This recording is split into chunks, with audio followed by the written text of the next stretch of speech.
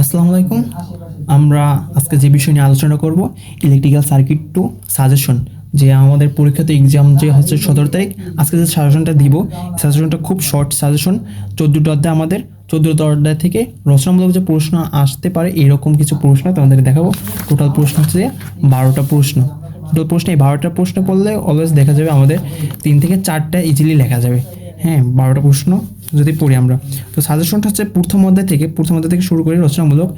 প্রথম অধ্যায় রচনামূলক হচ্ছে যে আরএলসি প্যারালাল সার্কিটে অ্যাডভান্স ত্রিভুজ অঙ্কন করো। হ্যাঁ, এই অঙ্কটা মানে এই প্রশ্নটা আসে নাই, তারপর প্রথম অধ্যায় থেকে এইটাও তোমরা পড়বা, কারণ আমরা ইতিপূর্বেই দেখতে পাচ্ছি যে পাওয়ার ইলেকট্রনিক্সে প্রশ্ন কীরকম হয়েছে। দেখা যায় 2017 সালে একটা প্রশ্ন আসছে, সেইটা আসছে 2026 সালে, লং টাইম গ্যাপ দিয়ে তারপরে আসছে। হ্যাঁ, তো সেই অভিজ্ঞতা থেকে আমরা বলতেছি যে এইটা একটু তোমরা বেসিক্যালি এটা পড়বা। হ্যাঁ, কোনো সময় আসে নাই এমন তো না যে এটা আসবেই না, এটা আসতে পারে।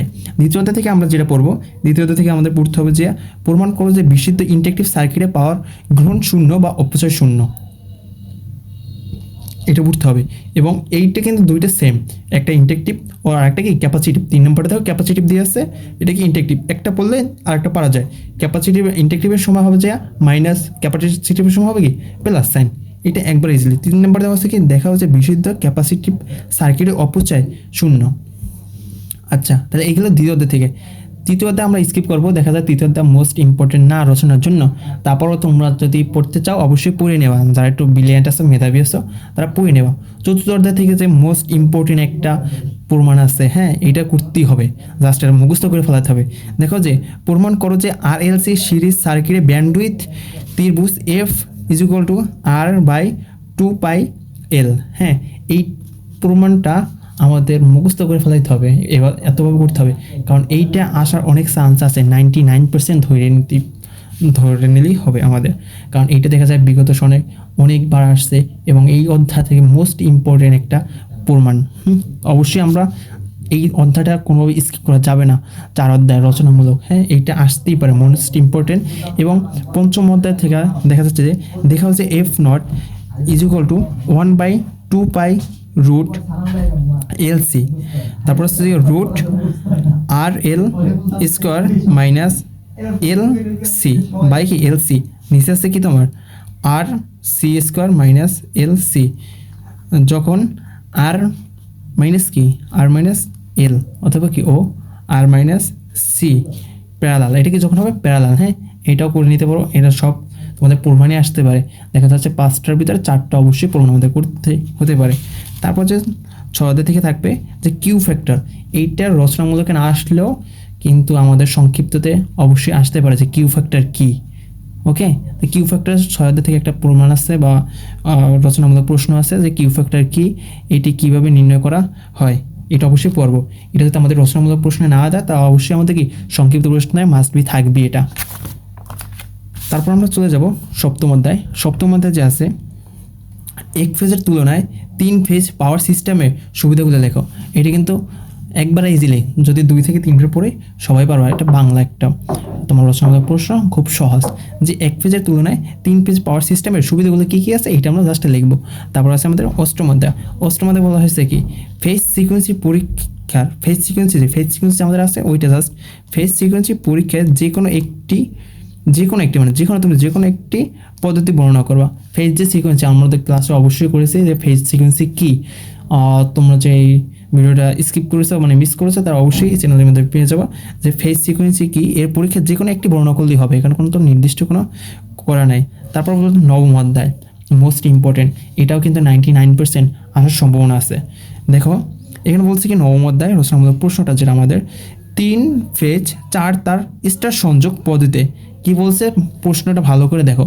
নবম অধ্যায় 3 ফেজ 4 তার স্টার সংযোগ পদ্ধতি, ফেজের ডায়াগ্রাম আছে কি আইএল সমান সমান আইপি ও ভিএল সমান সমান √3 ভিপি সমীকরণ সম্পর্কটি এটা আমরা জাস্ট করে দেবো।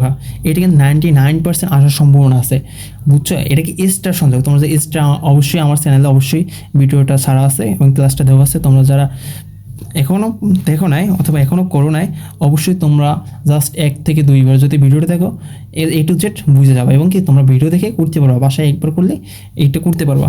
কিন্তু এটা কিন্তু 99% আমার চান্স রয়েছে স্টার সংযোগ পদ্ধতি অবশ্যই, এবং কি সুষম ডেল্টা সংযোগ পদ্ধতি, এটা কিন্তু 10ম অধ্যায়।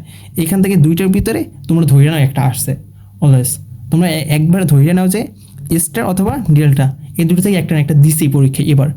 তো এখানে বলা হয়েছে কি সুষম ডেল্টা সংযোগে দেখা হচ্ছে V L is equal two কি বিপি এবং L I L is equal two √3 IP.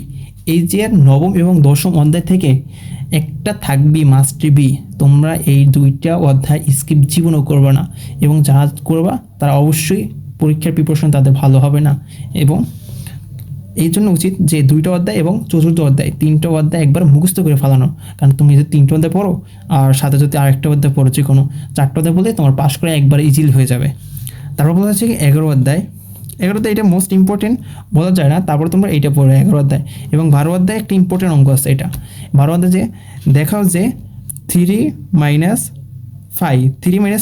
Star সংযোগ লাইনে ভোল্টেজ তৃতীয় হারমোনিক শূন্য কেন হয়? এবং 12 অধ্যায় একটা মোস্ট ইম্পর্টেন্ট অঙ্ক, এটাও আসবে, মাস্ট বি ধরে নাও এটা আসবে 12 অধ্যায় থেকে এইটা আসবে তোমার মাস্ট বি। এটা সংক্ষিপ্ততে অথবা রচনামূলকে একটা একটা দিবে। তাহলে এটা কিন্তু মনের ভুলেও স্কিপ করা যাবে না। আমরা যেগুলো অঙ্ক করব বা প্রমাণ করব রচনামূলক বেশি বেশি করে পড়বো, সেটা হচ্ছে যে 12 নম্বরটা 12 অধ্যায় থেকে, এবং দেখা যাচ্ছে কি 10 অধ্যায় থেকে 10 নম্বরটা করব, এটা 9 অধ্যায় থেকে 9 নম্বরটা করবো। আমার যে সাজেশন আছে 9 নম্বরটা, এগুলোকে মনের ভুলেও কি স্কিপ করা যাবে না। এবং 4র্থ অধ্যায় থেকে এইটা করব। তোমরা যদি আমার সাজেশনের বাহিরেও পড়ো অবশ্যই ভালো হবে, হ্যাঁ। যে এগুলো আসবে মাস্ট বি তাই না, এগুলো পড়লে তোমার মাস্ট বি অন্তত পাস করার মতো তোমার যে একটা লেখা দরকার তুমি সেইটা লিখতে পারবা আমার এই সাজেশনটা তুমি পড়লে। আর পাওয়ার ইলেকট্রনিক্সে যারা পরীক্ষা দিছো অথবা খারাপ হয়েছে, যাদের ভালো হয়েছে, আর খারাপ যাদের হয়েছে তারা প্রিপারেশন নেওয়া হয়তো দেওয়া লাগতেও পারে। কারণ পাওয়ার ইলেকট্রনিক্সে পরীক্ষাটা অনেক হার্ড হয়েছে এবার, মানে প্রশ্ন এমনভাবে করছে যা বিগত 4-5 বছরে এরকম প্রশ্ন হয় নাই, এমনভাবে প্রশ্ন কারিগরি পাঠশালা করছে এবার। আচ্ছা, কারিগরি বোর্ড যাই করো তা করুক, আর যারা প্রিপারেশন ভালো আছে আমার সাজেশনটা নিয়ে পড়ো, দেখা যাবে পরীক্ষার পর কী হয়, হ্যাঁ। ওকে, তাহলে সাজেশনটা তোমরা মনোযোগ সহকারে পড়ো, আর যেগুলো বলছি ইম্পর্টেন্ট এগুলো অবশ্যই মিস করবা না, ঠিক আছে। আর এই পর্যন্তই ছিল সাজেশন, এবং আরও সাজেশন পেতে চাইলে আমাদের ইউটিউব চ্যানেলটা অবশ্যই মাস্ট বি সাবস্ক্রাইব করে রাখবা। ওকে, ভালো থাকো, সুস্থ থাকো, আল্লাহ হাফেজ।